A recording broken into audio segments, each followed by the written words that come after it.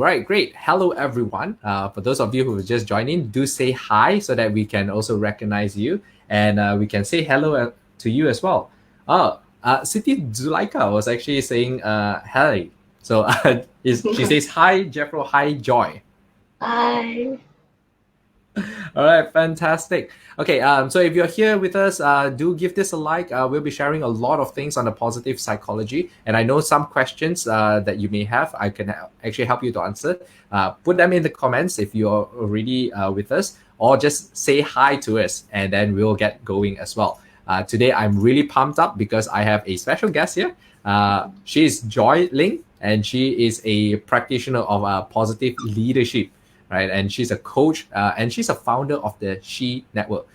So if you're wondering what She Network is, I'll leave Joy to explain the whole thing. But it's an empowering network for not just women but also men, right? So I'll get that into that. For those of you who have just joined us again, just say hi to us. We'd love to recognize all of you here.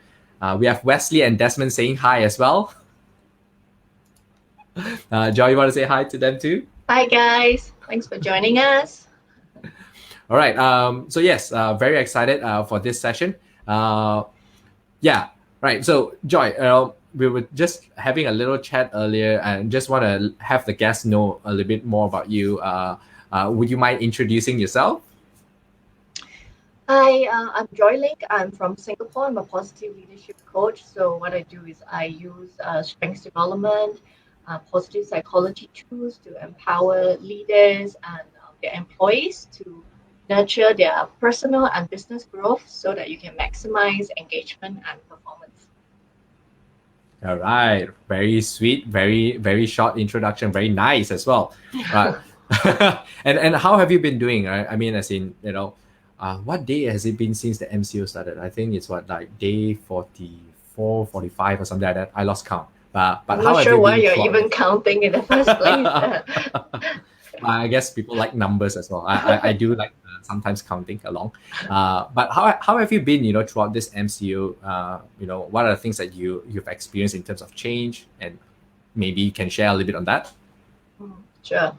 I think in the beginning, MCO, of course, everyone is filled with, question marks. We are having more questions than answers at the moment, and everyone having anxiety and fear. So no difference for me. So in the beginning, I was like more concerned of also work-wise, because we have so much plans. Like I have my previews, my workshops. I'm like, gosh, well, what do we do now? So I had all these ideas about, okay, let's do this and that for online, but actually the background was a lot of doubt, because I'm not sure how to do this how to cope in this new situation. Mm-hmm. So, but what I didn't realize in the beginning was I had all this fear and anxiety that I was suppressing through action. So I just keep doing things because I didn't know how to manage all this anxiety.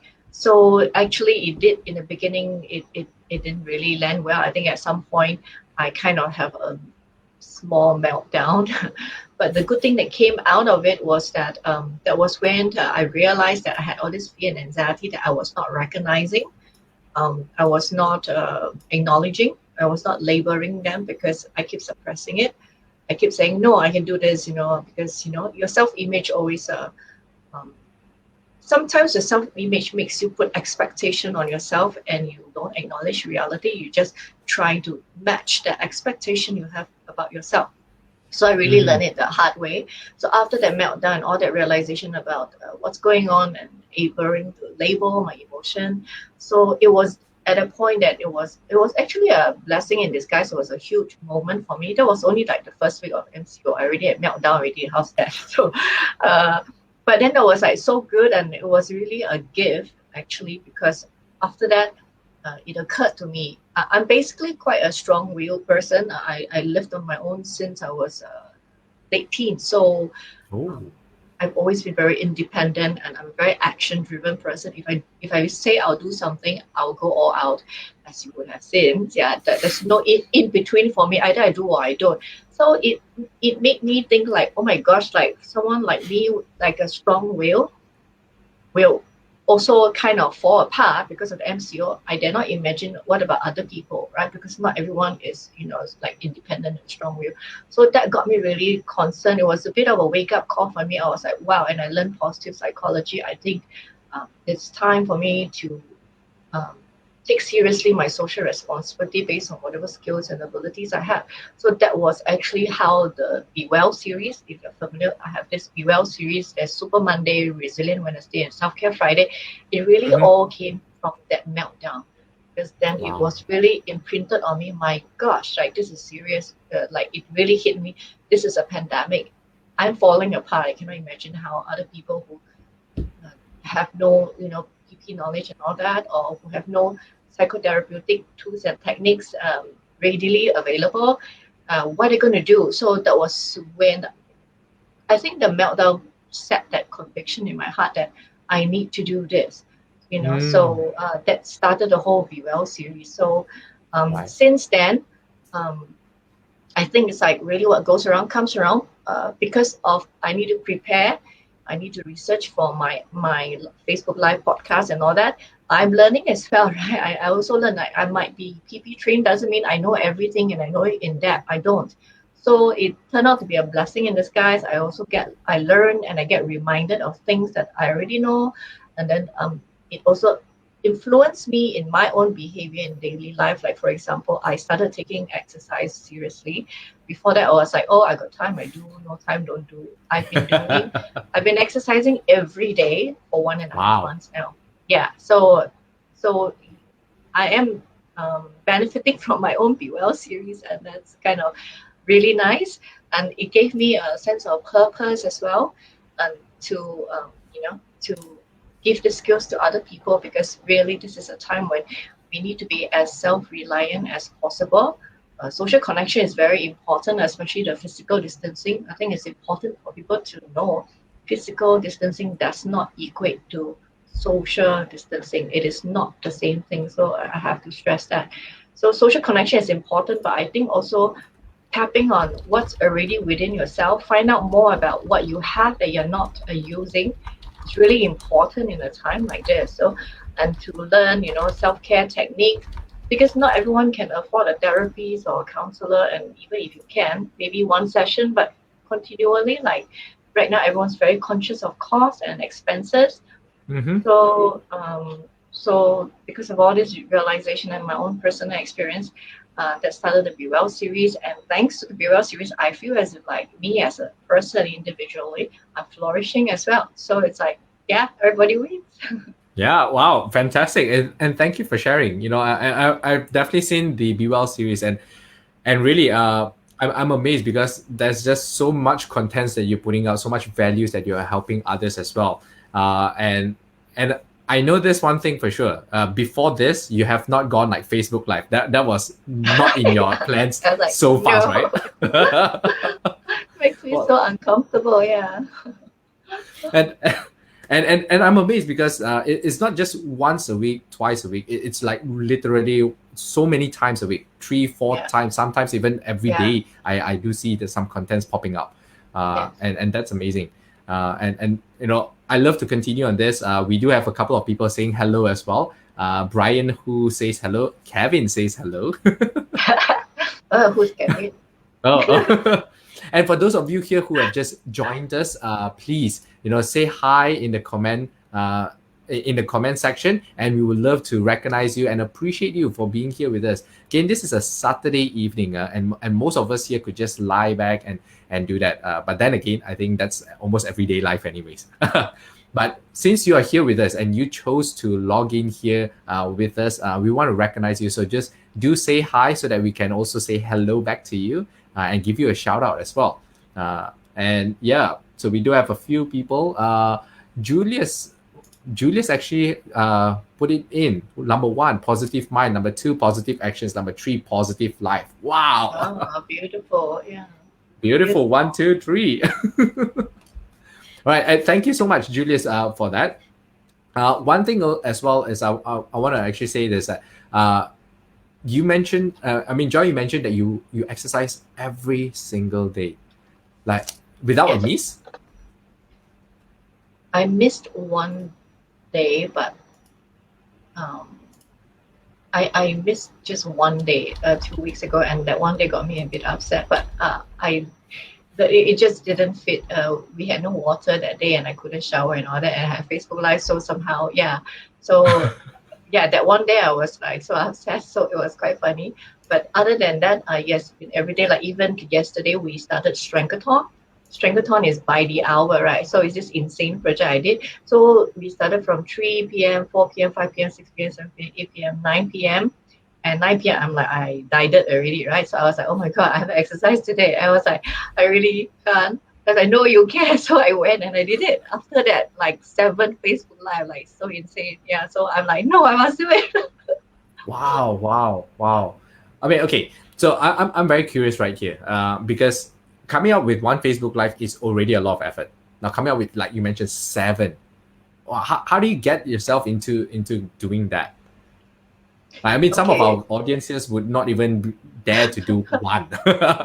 Yeah, and remember, I would never do Facebook Live like two months ago. Yeah, so it's because okay, the Strengthathon content, most of it doesn't really come from me. It comes from Capfinity. Capfinity is the center where you do your strengths profile. So it's more of like me collating all the content like from the strengths profile book and some of the stuff on your website. It's more like facilitation work when it comes to Strengthathon, because these are what they give out. So I'm just telling you what they are telling us based on your different strengths. These are their recommendation. So in this sense, Strengthathon wise, I'm more like the facilitator and the one that disseminate the information. So because it's not original content, so I'm able to do that, but it is still a lot of work. It's still quite tedious, but because the whole month of April, they gave the basic strengths assessment for free, and I've been pushing it. I've been asking people to do it. So actually, like 22 over 1,000 people in the world did the free strengths assessment in the month of April. Oh, So that's a lot. yes, so it was very satisfying for me to know that we contributed to that, right? To people finding out about their strength. So, but then I feel like when I first did my strengths profile, I was overwhelmed because wow, 4 quadrant were very, very profound. Wow, like it's not 1 to 10, which is very straightforward. It has quadrant, different quadrant means different thing, and then there's relationship between the quadrant. Like, and I'm like intellectual. Most of my strengths are strengths of the mind. Even I was overwhelmed. I was like, what is this? So I remember my experience being overwhelmed with the strengths profile. So now that people have done it, I was like putting myself in people's shoes. So what can we do next? Next is you want to understand, isn't it? What you have just received, this report. What does it mean? How can I apply it? So that was when I realized I need to support people's next step, which is now you need to zoom in on all these strengths that is featured in your profile, know what it means, get intimate with it, and then try to take action with it. So that was when the birth of Strengthathon idea came. I thought it was crazy to do by the hour, but the thing is, for strengths profile, is the only strengths assessment that has the most strengths, 60. So if I do it once a week, that's 60 week left, right? So I was thinking, I can't do this once a week because it's 60 strengths. So I thought, okay, why don't I just like take a deep breath and just do it for 2 weeks? But we do it by the hour. So it's a crazy idea, but we are doing it because it's 60 strength. If not, by the time you wait for me to reach maybe that particular strength that you want to know about, maybe it's 60 weeks later, right? So it doesn't make sense, right? So I want to help you True. now. Yeah. So hence the crazy idea of doing it by the hour, so that in 1.5 weeks time, I would have shown you all 60 strengths. You can zoom in on which are your strengths, just zoom into those videos, and then there's no excuse for you not to do anything. You cannot say you don't know, because my gosh, there's 60 videos out there to support you. So I kind of take the social responsibility, and the fact that I started this, I want to continue to support. I take it quite seriously. So it's our business, but also it's I think this is a time where we all need to step up on supporting one another, and I'm doing it using my strength and what I specialize in, which is strengths. Well, for those of you here in our audience, are you aware of what strengths that you have, right? That I think it's very important. If you know what your strengths is, you can basically tap into that potential. And what I spoke with Joy much earlier, even before this session, is if you know that strength, you can turn it into a super strength, and that becomes your superpower. right? For those of you who are not aware of this, we'll talk more about this later. Right, our main biggest question right now, and a couple of things, even for myself, prior to this session, is wanted to know what is positive psychology. I mean, if Joy could give us a little bit background on what positive psychology is. The funny thing about positive psychology is when people first hear it, that I can see the expression on their face. Most of the time, people will just go blank, right? Huh? What's that? Right? Maybe psychology not positive, so it's quite intense. But it can be quite frustrating for me too, right? Because like you can't even get to the front door, the first door. So the thing is, positive psychology, just to put it in short, is the scientific study of human flourishing. What makes us flourish? What, in layman's term, what makes up a good life, right? The positive aspect of the human experience of what makes life worth living. So we study that. That's what positive psychology is about. Why it has this sort of peculiar term to it, positive psychology, is because for the most part in the psychology world, we spend a lot of our time in the past examining what's wrong with us, what's wrong with humans, right? The trauma and stuff. And it's actually because of history. We have all these world wars, people come back with PTSD. We needed to study, we needed to treat people, we needed to help people to get back from minus to zero. Because of that, psychology for most part examine what's wrong with humans and how to get them back to zero.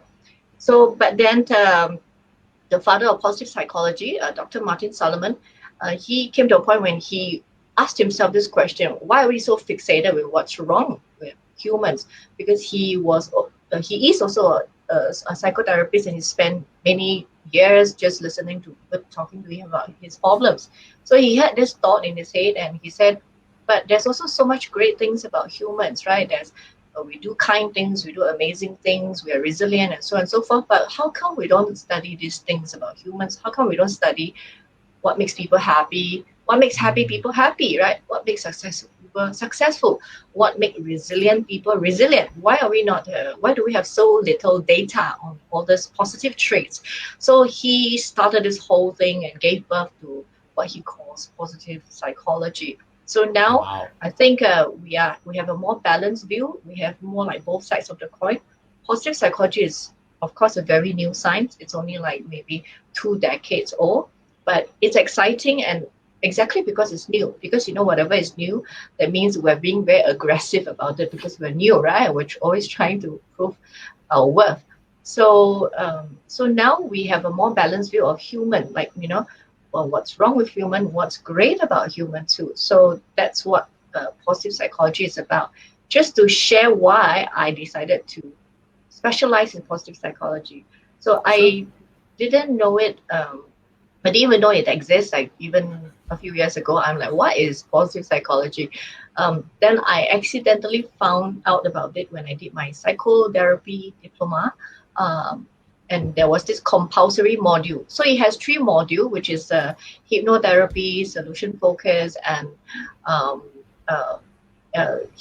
solution focus, and CBT, cognitive behavior. But there was this kind of bridging module, compulsory module called Introduction to Positive Psychology. I had no idea what the heck it was. I just knew that it was compulsory, you have to attend. So I'm like, whatever. I dragged my feet there. I was like, just get it over and done with, because my 3 modules were done. This was the only thing that is stopping me from getting my cert. So I did it. There was like a 10 weeks or 8 weeks course. And here is a shout out to my positive psych lecturer, Tara. Thank you, Tara. You did such an excellent job. You got me so fascinated with positive psychology. I started reading on my own Martin Seligmann's book because some things really struck me. And I was like, yeah, why are we so fixated with the negative part? It really made me think. And then I think one of the things that got me sold was the concept of post-traumatic growth. We're also fixated with PTSD, right? And even any layman knows what it means. It's how famous that term is, right? PTSD. But no one has ever, not till I attended the positive psychology module, I've never heard of post-traumatic growth in my whole life, right? And I've always been very into motivational stuff. I've never heard of that term before. So I got so intrigued. I started reading Martin Seligmann's book, Flourish, and he talked about post-traumatic growth. It's like, yes, people get traumatized after going through a crisis or a difficult time, but people also is capable of experiencing growth after a difficult time. And he termed it as post-traumatic growth, where people are willing to take the lessons from the trauma and to grow, and then to live life from a different space from the lessons that is gleaned from the trauma. And that's called post-traumatic growth. So yes, we have PTSD, but we also have we call PDG, right? So that was when my eyes opened. I was like, yeah, and I got very excited, and I was like, that time I was a life coach, and I thought, oh my gosh, this is exactly what I was looking for.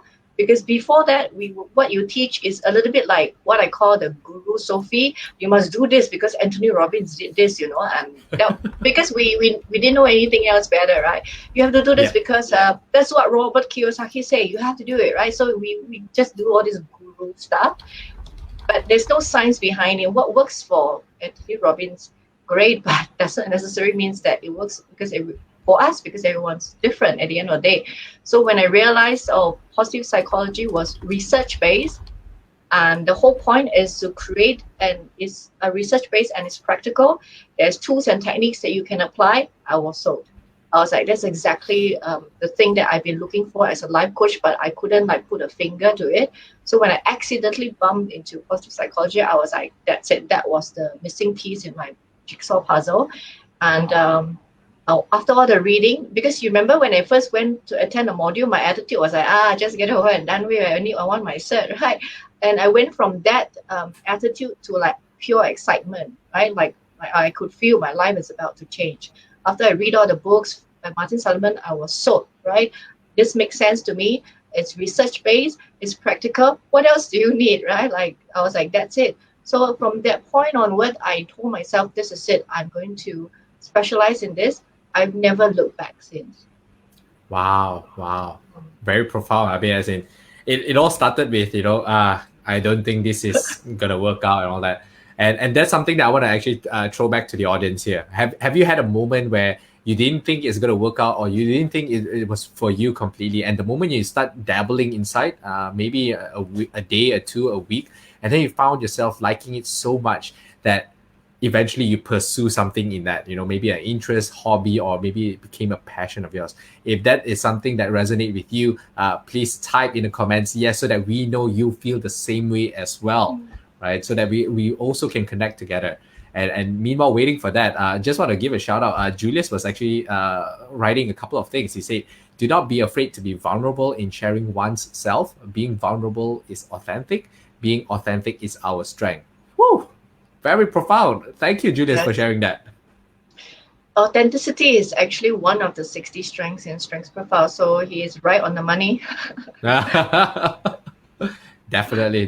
Thank you so much. And yes, we do have quite a few. And yeah. All right. So when we talk about what positive psychology is, why you got started. So what is the difference between positive psychology and positive thinking? Like I know the one word difference, and for those of you who are live, don't judge me, but I really it took me a while to really wrap my head around what is positive psychology versus positive thinking. So now we have Joy here. Maybe Joy, you can share a little bit with us. Positive thinking is more like a cognitive function. It's an attitude that you adopt, right? And it's like you expect good and favorable outcome, right? So however, my question to you is whether you're going to make any effort towards that expected positive outcome depends on the individual. Right? So you can have positive attitude, I'll be positive about this, but then you do nothing. What happens versus someone else is like, I'm going to be positive about it and I'm going to do this, this, and that. What's going to happen, right? That's the difference. Always the action, that's the difference. So you can have positive attitude and do nothing, then you just praying for a miracle, basically, right? So, yes. So positive psychology, okay, firstly, positive thinking is more about like the thinking part, right? So again, like I said, action, questionable. Positive psychology is not just about the thinking, it's basically about what makes life satisfying for us, right? So it touches on what you think, your behavior, your attitudes, your mindset, your action. So it's like a more holistic, comprehensive way. And also, positive psychology would tell you what are the tools and techniques you can do, right? So that's, again, that's action there. So I think that's the missing component with positive thinking. You cannot just think about it. You have to do something, right? So I think that's the big difference. Yes, and the other thing that I want to highlight is there is this myth about positive psychology. Oh, it's positive thinking lah. Like, so they will just associate, like they just lump everything together. Same lah, right? It's not the same. Okay, so it's not the same because first, back to research. Second, practical. Right? Thinking is thinking, right? So thinking is like the first step, but is that the first step and only step you take, or the first step and then there's other steps that you're gonna take? So, that's the difference. All right. So if I put it in other ways, it's like if you want a jackpot, if you want to win a jackpot, but you don't go and buy that lottery ticket for yourself, right? That's just positive thinking. I want to hit a jackpot. I'm going to be a millionaire if I ever strike the lottery. But the fact is, if you don't even buy that lottery ticket itself, then you're winning nothing. Yeah, it takes effort. You need to get changed, get out of the house, drive the car, queue up. I'm sure there's a queue. You're not the only one with that jackpot dream. Right? And then take out the wallet, take out the money. Like it takes effort to even buy that ticket. But if you're like, no, I will strike. Like, strike what? You don't even have the ticket. No action. Okay, so now let's go a little bit deeper, because you do mention that there are step-to-step things, research back as well, to create a positive experience. And this is where I want to also find out how does one sort of apply positive psychology in our day-to-day lives. And I want to know if there's any specific things that you can actually share with us. Well, positive psychology is really very broad and very wide. It covers topics like, life satisfaction, happiness, well-being, mindfulness, growth mindset, strengths, emotional intelligence. It's really like a lot. It's the science of what makes us happy. All of these things contribute. Yep. They are contributed. So it's really very broad. What I can share is this well-being model, which is created by the founder of positive psychology, called PERMA. PERMA. So I think maybe that's easy for you to grasp your mind around it, because it has an acronym as well. So PERMA is 5 components. It represents positive emotions, engagement, relationship, meaning, and achievement. So research have shown that these are the 5 areas where help people to flourish. So positive emotion, engagement, relationship, meaning, and achievement. How much of it depends on the individual. Like, for example, some people need a lot of achievements to feel happy. Some people don't, right? And again, achievement looks different for different people. Some people, achievement means work. But for some other people, achievement could be, saving the tigers, right? So again, achievement looks different for everyone. But still, it's a very useful framework to wrap your head around what works for you.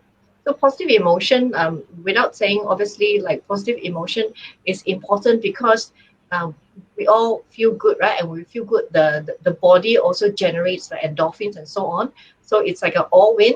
Even in a workplace, you want to have as much positive emotions as possible in your employees. So you also want to, have some what we call positive psychology intervention, PPI for short. You intervene. Doing an exercise or activity, the purpose is to infuse positive psychology in an environment. So for PPI, for workplace, for example, let's say in a meeting, you can there's some companies that do list appreciation as one of the agenda, the first agenda in any meeting, meaning that you start off your meeting in a positive note, right? Where in appreciation, you are welcome to highlight and publicly acknowledge a colleague for doing something that supported you, that helped you, right? So you start off the meeting in a high note. It's really as simple as that, right? And people like to be acknowledged, right? When people feel empowered, and even if you are not the one on the receiving end, you get energized by the positive vibes that's given in the meeting, right? So it's very simple thing like that, right? Which we also have another term for it. We call nudging people in a certain direction, encouraging people to exhibit certain behavior. So this is like a positive nudging. So you can do that even in a family as well. Like in my Facebook Live, I encourage people to paste a feeling wheel on the fridge. We paste a feeling wheel on the fridge because when you think about it, well, especially in the Asian context, when you ask about how you feeling, okay, okay means what? I feel good. Good means what? Right? So that's our range of feelings is okay, good, sad, angry, happy, and that's like pretty much it, right? But there's so many feelings words, but because it's not in our culture and we are not taught that, in school, we don't really have in terms of emotional intelligence. It's limited in some ways. So when you have a feeling wheel, the feeling wheel has three circles, right? Inner, the middle, and the outer circle. So the inner circle basically are the words that we normally use: sad, angry. You know, the goal is to spot a word that is closest to what you feel in the inner circle, and then expand out.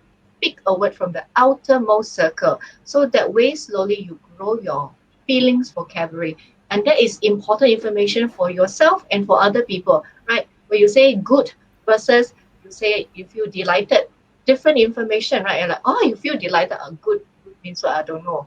You feel positive, something, right? So you want to increase connection. Feelings, the word that you use is helpful.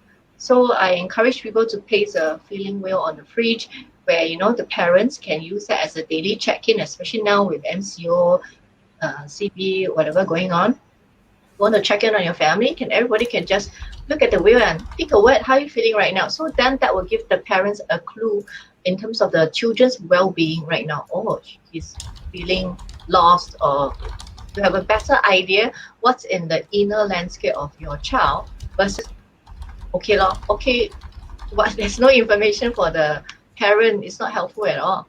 So to basically pay attention to emotion, increase your range of feelings vocabulary, and try to. So research have shown that the ideal ratio is 3:1. So that's a useful thing to think about. That means you want to have, for every negative emotion you have, it's recommended you should have 3 positive emotion. So that will keep your well-being, your mental state in a good level. Of course, you want the ratio to be higher if it's possible. But having said that, I also want to give a disclaimer. You cannot, because of that, deliberately make yourself happy when you don't feel happy, right? So Yes. you want to acknowledge your negative emotions to be, in the first place, there's no such thing as positive and good or bad feelings. Feelings are just feelings. Yes. We put those label on that. Feelings are our inner wisdom counsel. And you need to respect your feeling. If you're feeling angry, for example, the negative emotion, angry suggests that you perceive there is some form of violation of rights. So who are you angry with? Let's say you're angry with other people. You feel that there's some sort of violation of rights by other people, right? But if you're angry at yourself, that means you feel some violation of rights that you committed either towards yourself or towards other people. You see the amount of information there, and you need to address it. Feeling all this feeling is telling you, oh, you need to do something about it. So don't force the ratio, don't artificially make it. Be real about it. It's just a guideline. Like for every negative emotion you have, try to have 3, right? But Yeah. then at the same time, be very gentle with yourself. If you're feeling bad emotion, it's okay. Just label it and then acknowledge it, and then see, okay, what should I do about it? What is the need that I need to attend to? What is the feeling telling me to do, so that I can go back to a even keel in terms of my emotional well-being. So that's the P in a PERMA model. Then engagement, that's where my favorite topic come in. Strength. The way to engage is to use your strength, because when you use your strength, you're just very naturally energized.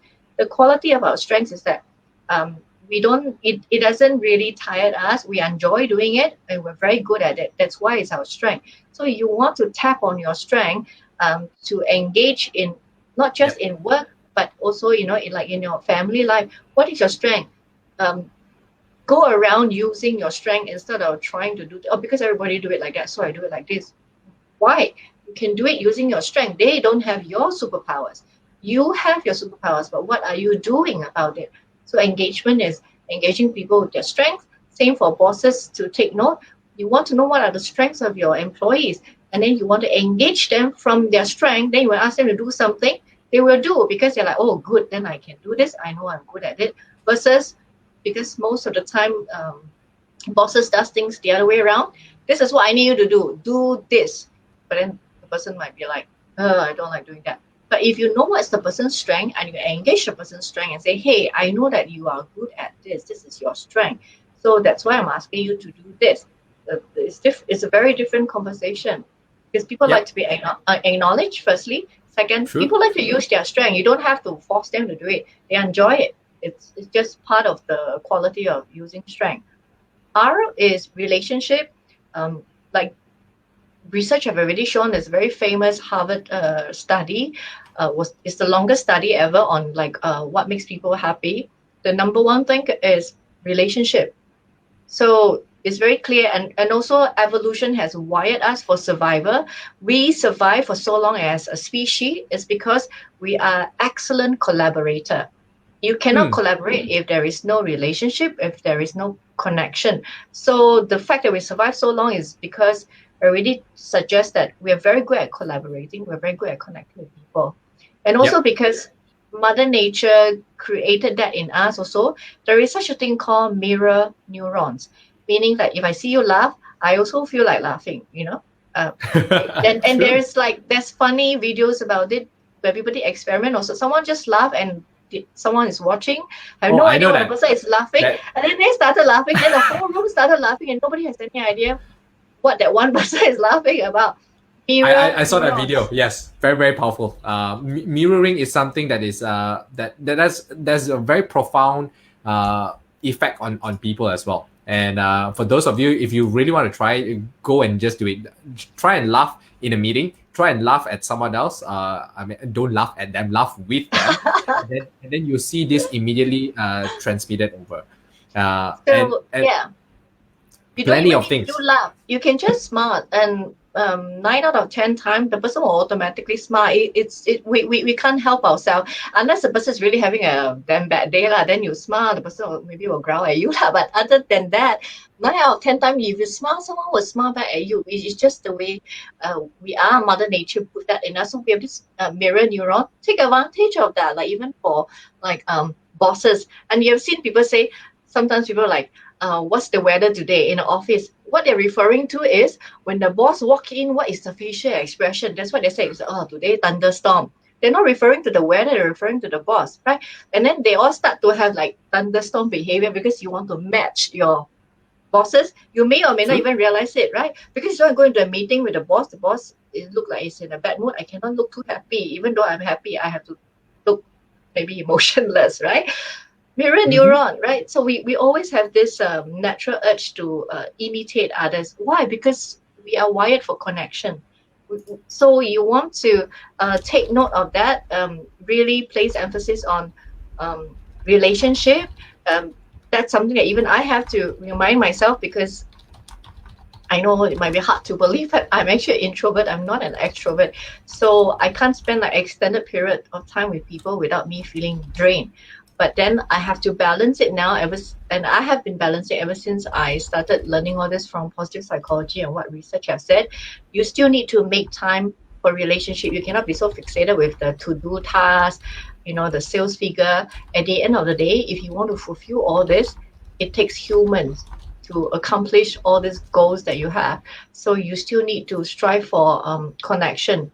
There's a survey that is done by Virgin Airlines, and it stated that 40% of people in the survey stated that colleagues are the number one reason why they enjoy their work.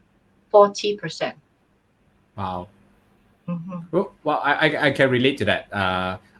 When I was working back in a corporate environment, every single day, the one that really drives me to go there is really just my team, the people that I'm working with, some really supportive superiors as well. And knowing that going there, I'll actually be seeing people who are like-minded, people who are uplifting and supportive as well.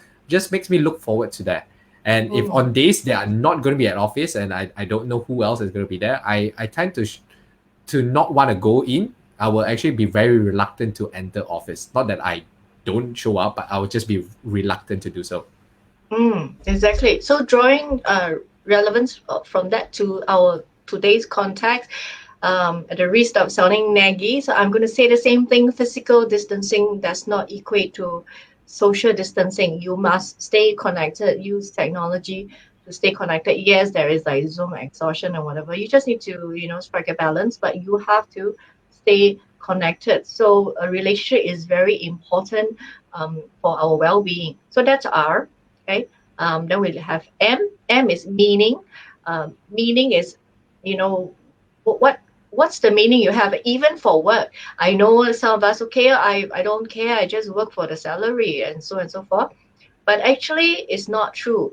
There was this Adam Grant is a researcher, and this researcher he basically did this experiment. He asked this call center staff. There's two group. One group, basically they have to raise funds for a university scholarship. So for those students from low income, so that they can go and do their university and so on, they're trying to get sponsorship. So the call center has two groups. The control group basically just do what they normally do. The second group, the experimental group, they asked this call center people, they arranged for the staff to meet the beneficiary of the scholarship, the students who benefited, right, the beneficiary.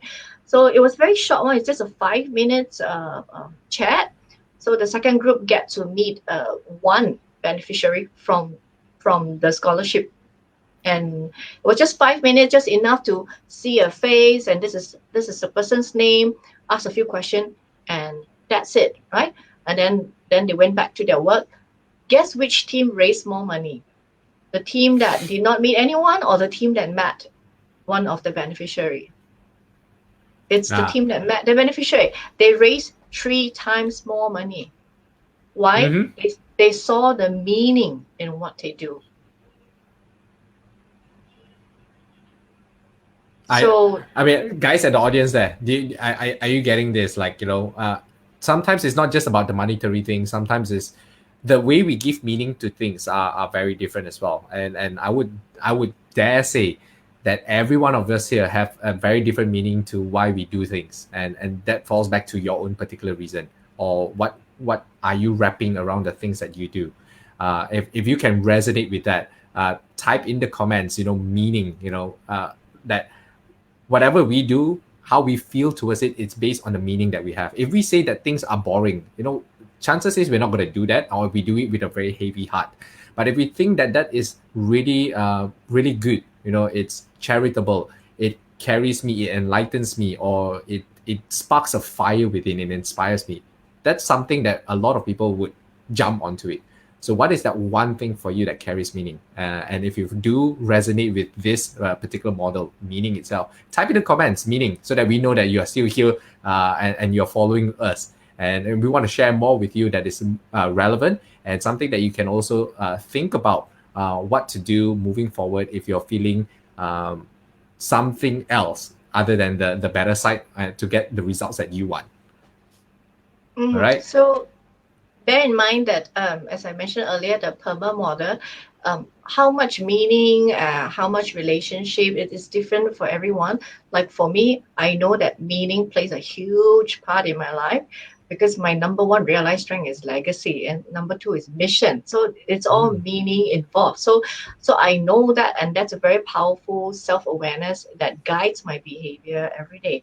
So it's only because I have that, and I know meaning is important, that I can do crazy things like Strengthathon, Facebook by the hour, because meaning is important to me, and I just focus on that, and it gives me life satisfaction. But maybe for some people, meaning might not be so high on the list. You just need it in a small percentage. For some other people, it could be that positive emotion is more important for the person.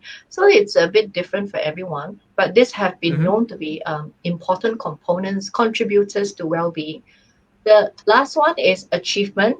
Again, strengths come back into the picture. And by the way, those percentage and numbers that you're seeing behind me, these are the strength statistic.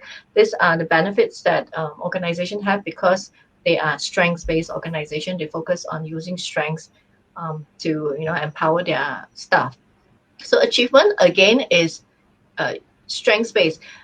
You achieve obviously using your strength, right? Is the shortest path to achievement. So if you are a leader, you can also consider, like you want to ask strengths-based questions to your employees to motivate them.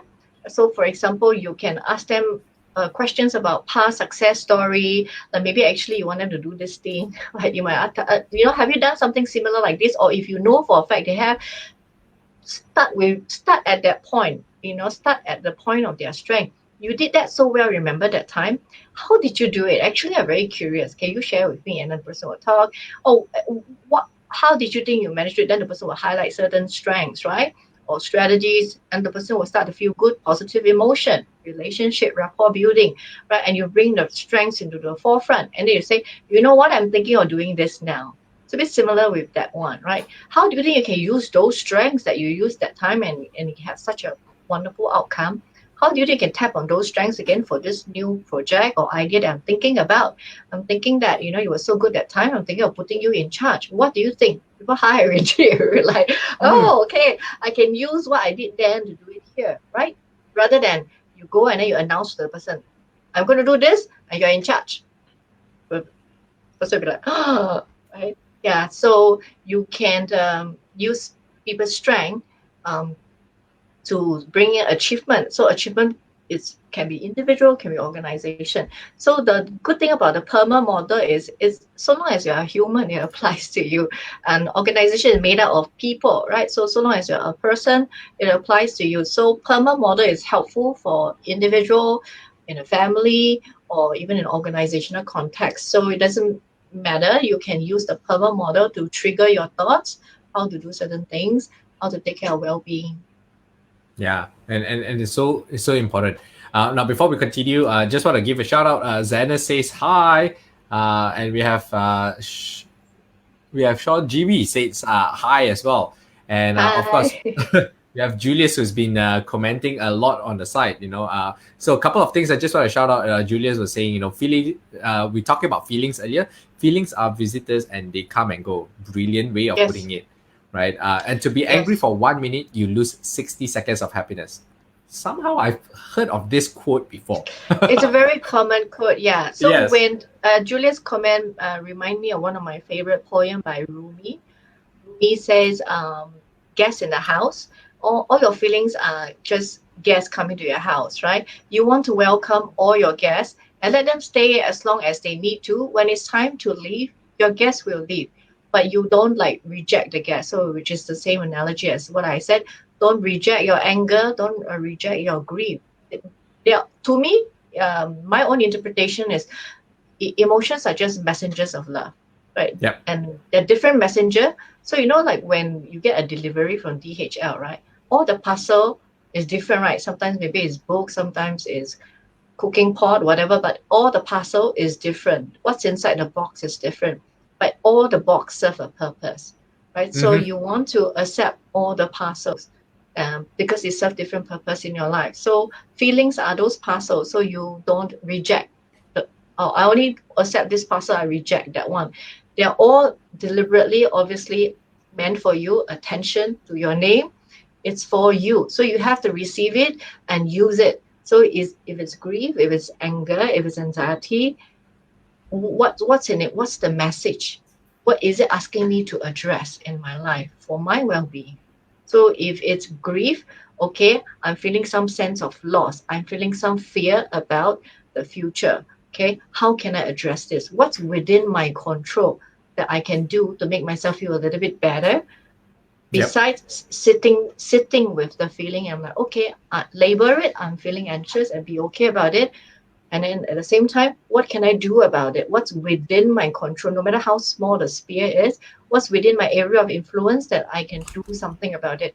So feelings, especially right now, is a huge thing, which is why I dedicated my Self-Care Friday Facebook Live, addressing different emotions every week. I've addressed anxiety 2 weeks ago.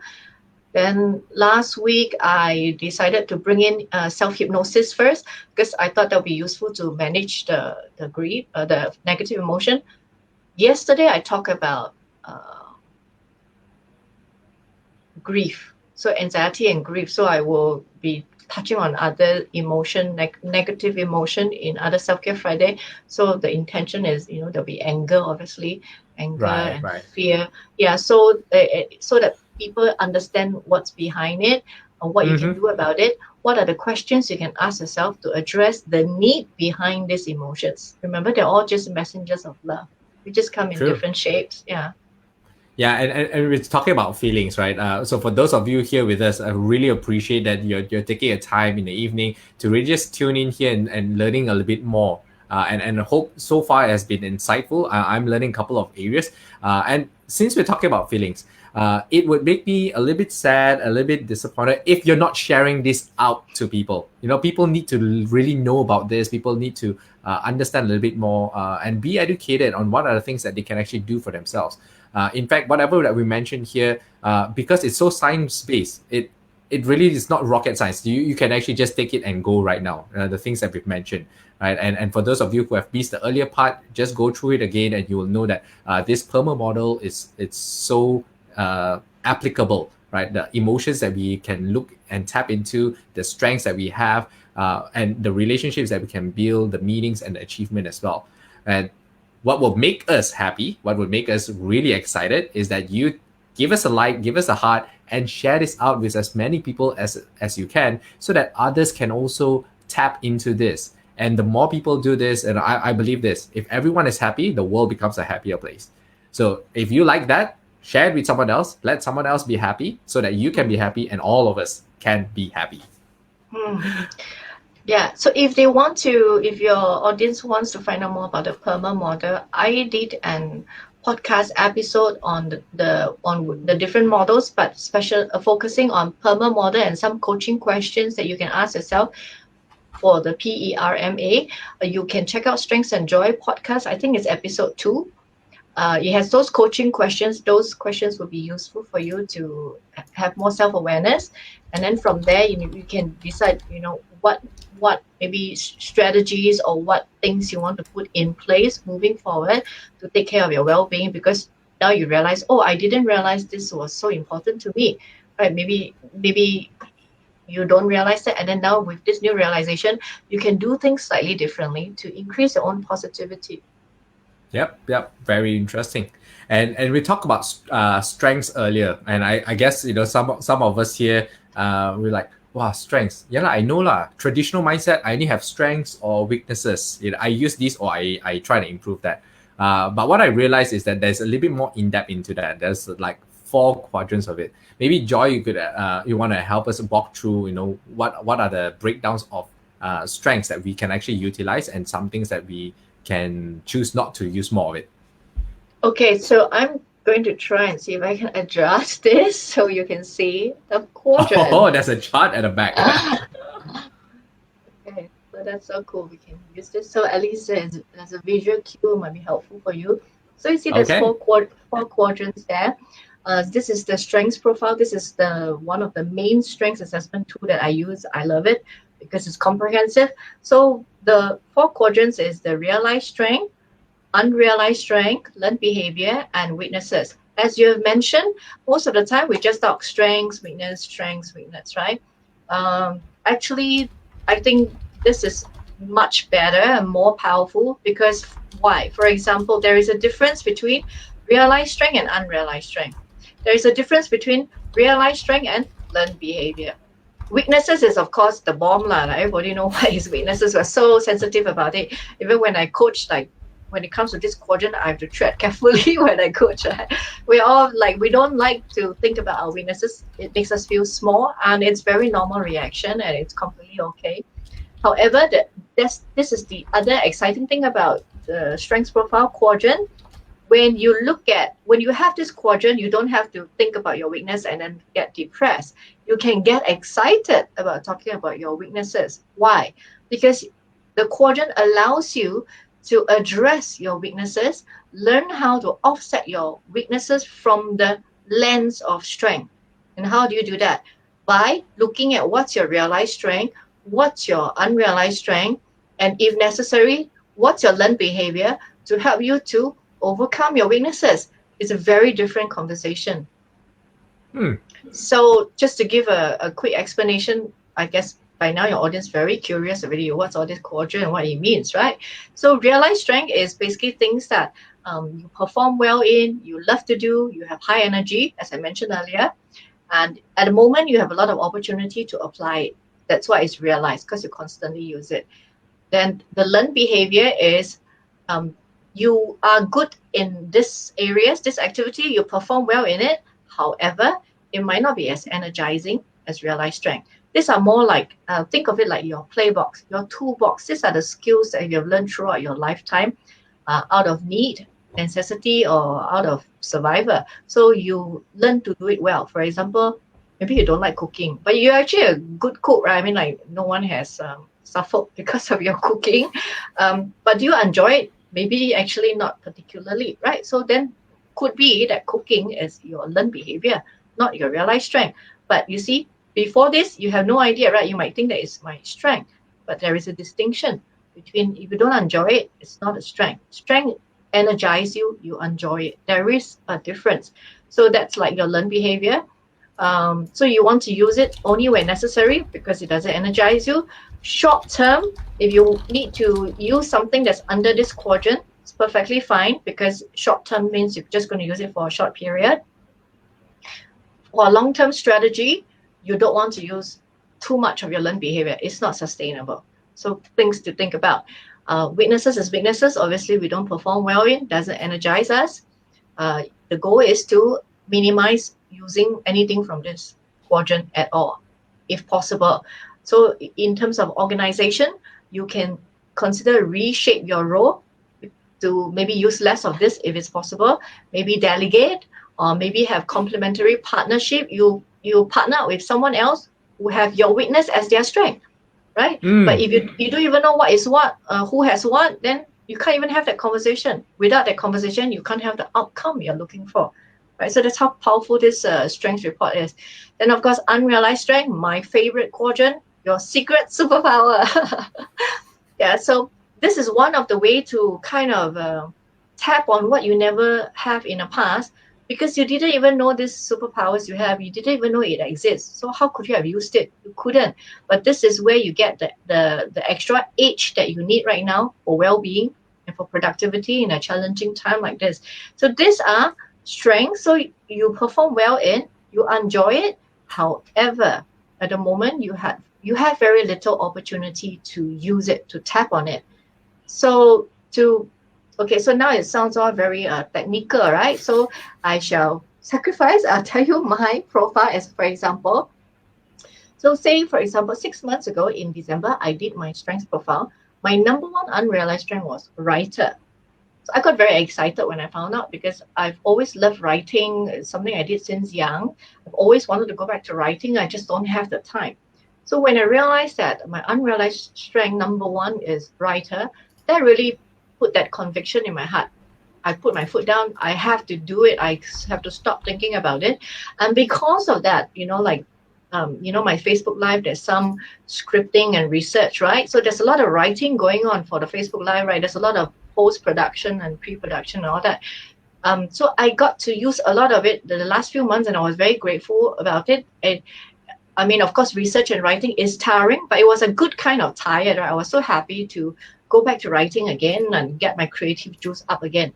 So on the last day of April, because it's the last day to do the free strengths assessment, I did it. It was 2 days ago. And my strengths profile has changed. My realized strength, writer is not even the top 7 unrealized anymore. I think it because you only get the basic for free. I suspect that it's now in my long list of realized strength.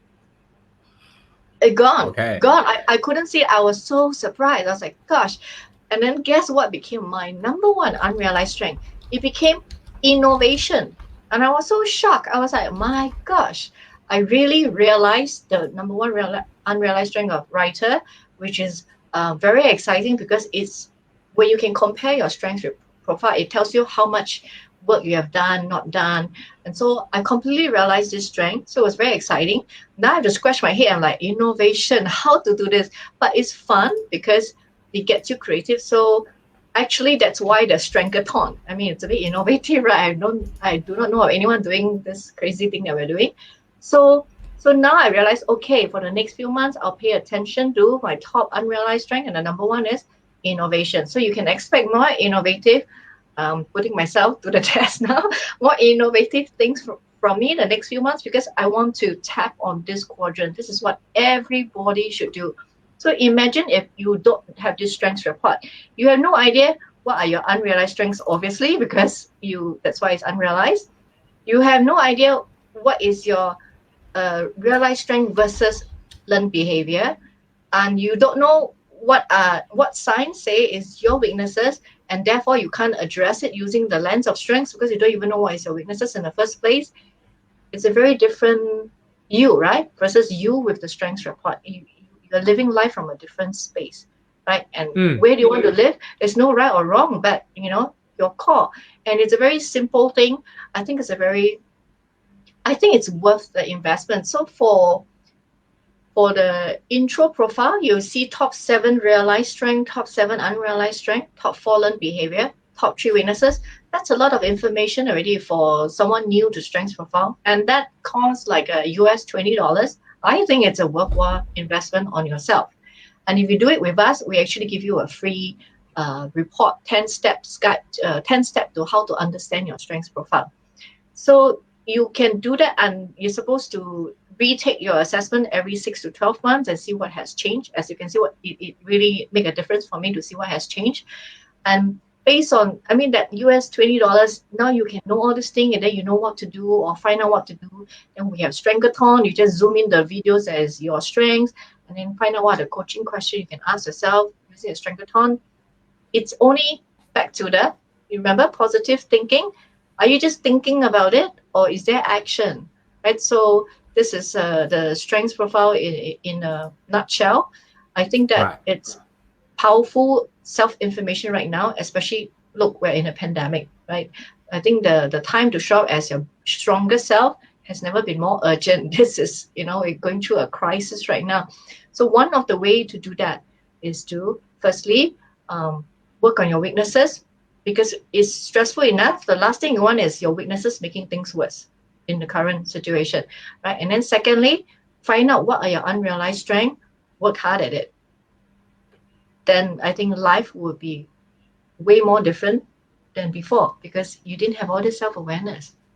And that's a really insightful thing about strengths. And for our audience here, like, wow, right? We have already passed the 1 hour mark, and again, it's just amazing how much information is being shared by Joy, and thank you so much for that. But I also want to thank all of you here who are with us, because you've been with us for the past hour, and of course I know there are some people who just joined in as well.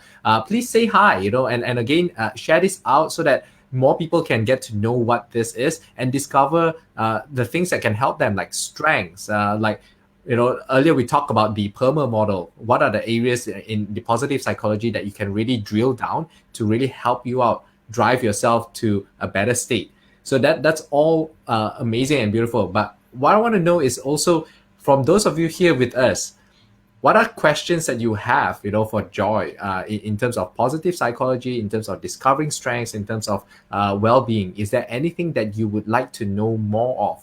And if you do, please just type it down in the comments, and we'll see and address. We got some little time left, and we want to have this session for you, right? So that you get more value. We help to answer some of your questions, and at the same time, we want to also acknowledge some of you here with us. I think we have Jocelyn who has just joined us. Say hi.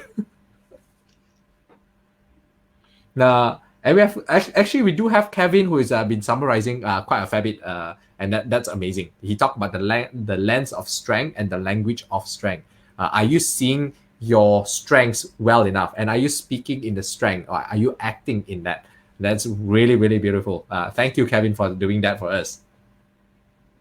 Okay. So, are there any questions coming from the audience? If you want to know more about how to utilize your own superpower, how to discover all of that, we won't be able to cover everything in strengths. I just want all of you here to know, because you can see it's a really in-depth profile over there, that 4 quadrant, right?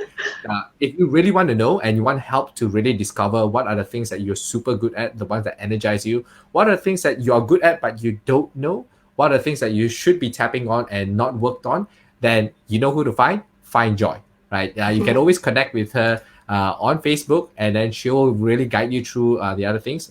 She has so much thing to offer, the values, and she published a book.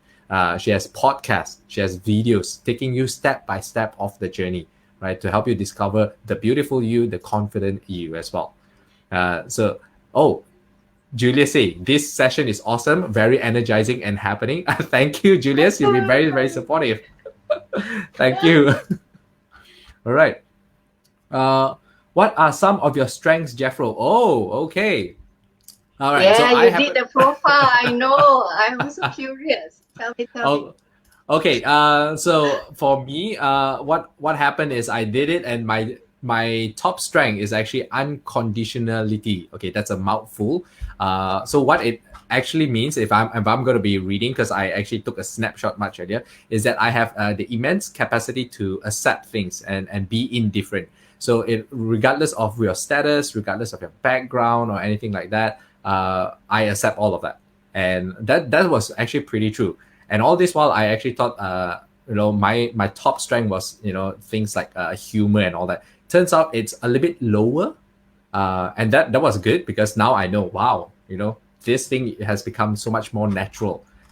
So yeah, thank you, Kevin, for asking that.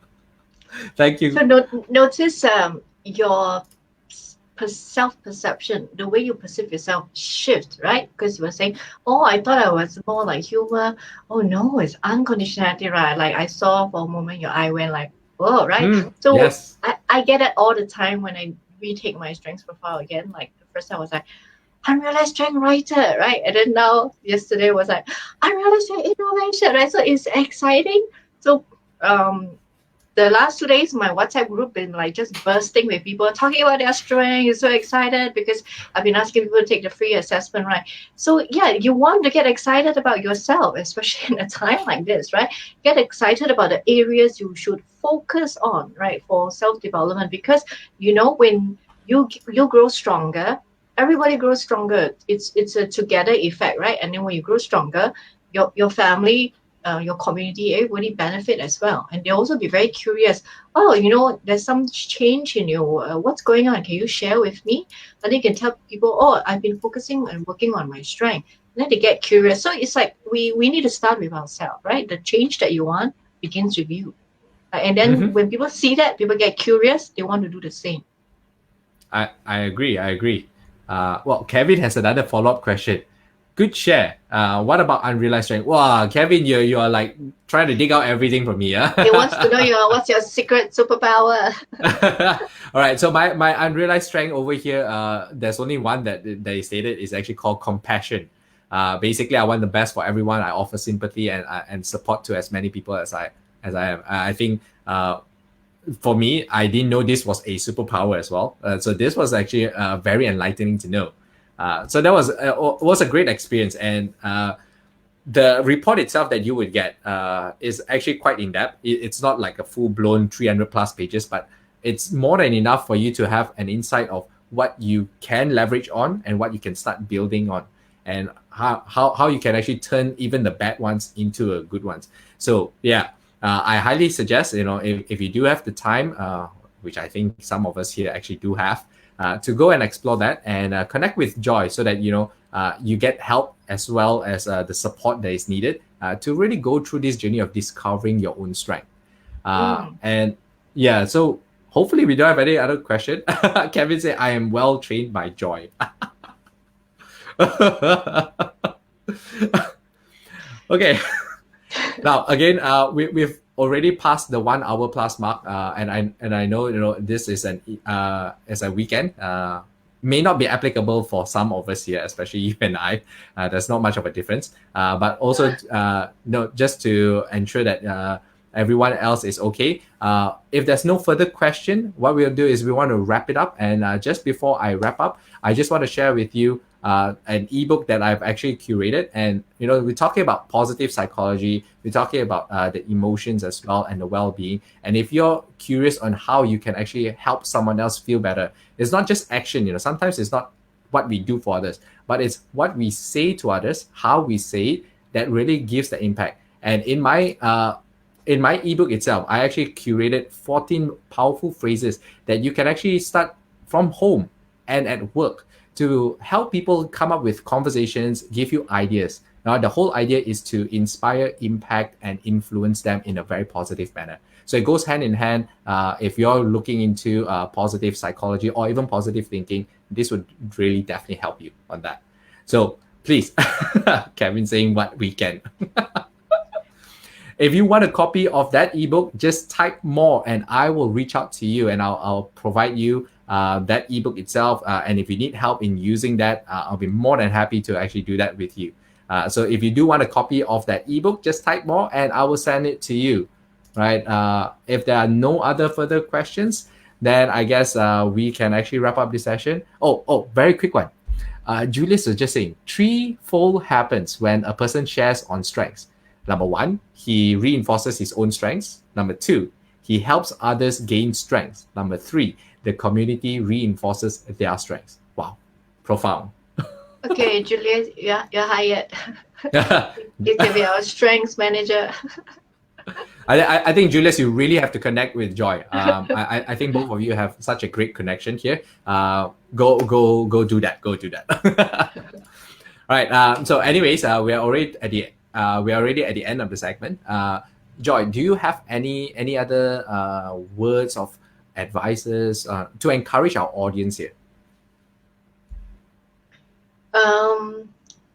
Really, I'm just going to be shameless and say, come to my page. I have so many resources for you and they're all free. Do yourself a big favor and come join us on our Facebook Live. We have Super Monday. We talk about everything about strengths, how to develop your strength. The Resilient Wednesday, we teach you tools and techniques about how to, be more resilient. Self-Care Friday, we tell you tools and techniques that's based on psychotherapy, simple things that you can do to take care of yourself. So it's like full of very valuable information right now. It's called the BeWell series. So it wasn't like a random thing that we did.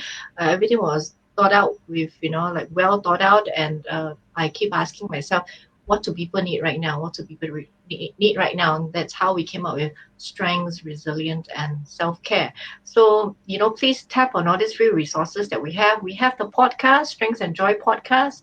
We have our Strengths and Joy podcast Facebook group. It's a private. If you're too shy to share, during Facebook Live, you can go to the Facebook group, share what you're struggling, what have you learned, what is your inspired action. Sometimes we need some level of accountability. You can share in a group and say, this is what I'm going to do, right? And then we can hold you accountable for what you've said.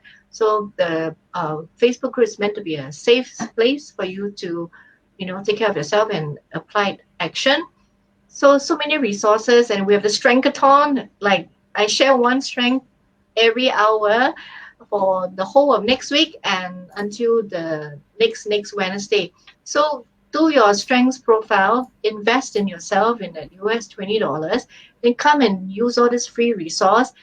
There's no excuse with the depth of content that I'm giving out there. There's no excuse for you not to work on yourself, take care of yourself, take responsibility for your own well-being of your family. The great thing is when you do all of this, tap on all these free resources, you can then share your learnings with your family members and teach them how to do the same for themselves, take care of their well-being. So all these skills and knowledge that I'm sharing with you, they're transferable, so it's powerful. So we need to start with ourselves. We need to start learning. In the past, it's kind of like you do, don't do is fine. But this is a pandemic. It's not an option anymore as far as I am concerned. You have to really take action to learn how to take care of yourself. And because we've been taking too many things for granted now. So it's a wake-up call, take responsibility, and take charge. All right. Well, that's a good message, right? So for those of you here, take care of yourself, take responsibility, and take charge of your life, right? And we look forward to connecting more with all of you here. Until then, we are all signing off. Myself, Jeffro, and that's Joy. We'll see you very soon. Bye. Thanks for joining us.